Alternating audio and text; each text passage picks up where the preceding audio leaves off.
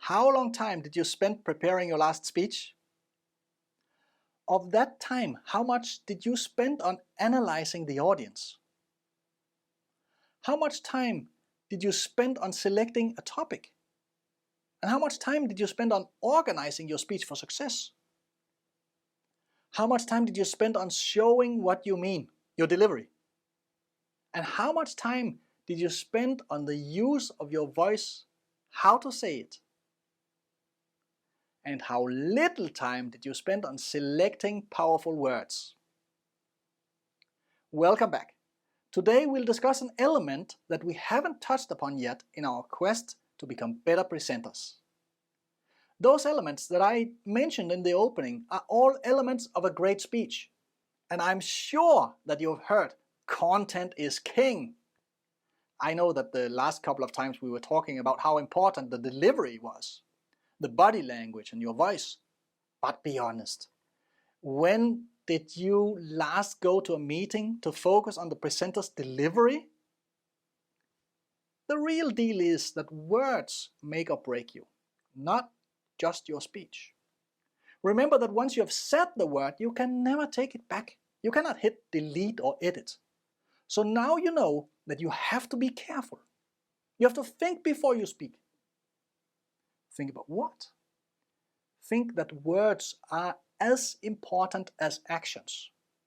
I know that some say that actions speak louder than words. For example, there's a brilliant Arabian proverb that says, "A promise is a cloud, fulfillment is rain," which illustrates this point. But it is also clear that there is no action without words. Words precede actions, always. Think that words impact health. Experiments have shown that different words cause changes in the brain. Destructive words increase the production of stress hormones. On the other hand, words that build you up promote the release of well-being hormones.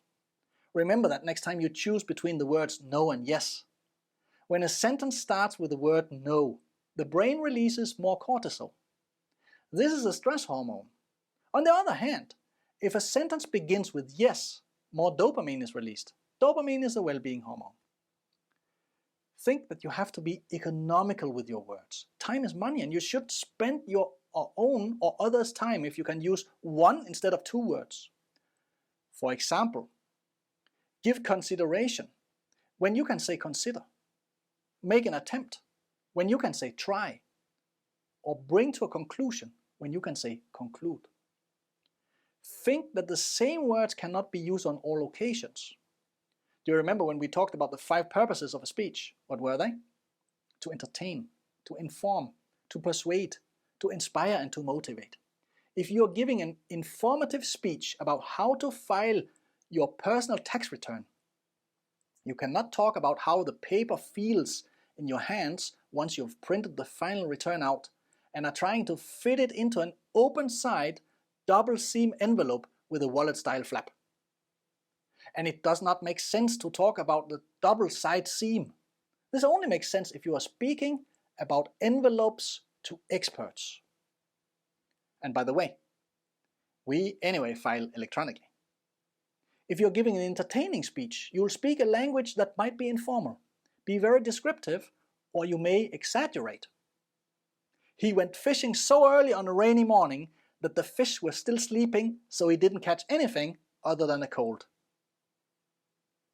Friedrich Schiller asked, what is the short meaning of this long speech? And I'll answer, what's your word? Think before you speak. Words impact your health. Believe in economics. Different occasion, different words. And stop speaking.